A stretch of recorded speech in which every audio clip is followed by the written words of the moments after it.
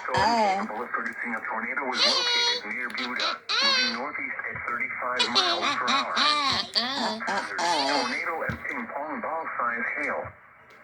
Source, radar indicated rotation. Impact, flying debris will be dangerous to those caught without shelter.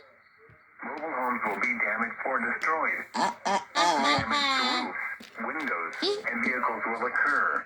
Tree damage is likely.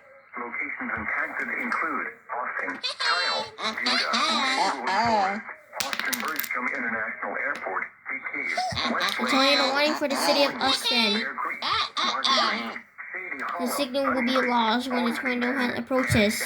Mountain City, Sunset Valley, San Diego, Hayes, Creekmore, and McKinney Falls State Park. Take cover now.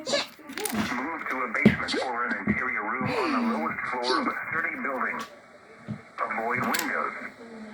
If you are outdoors, in a mobile home, or in a vehicle, move to the closest substantial shelter and protect yourself from flying debris. Torrential rainfall is occurring with this storm and may lead to flash flooding. Yep, the tornado warning has been issued for the city of Austin metropolitan area.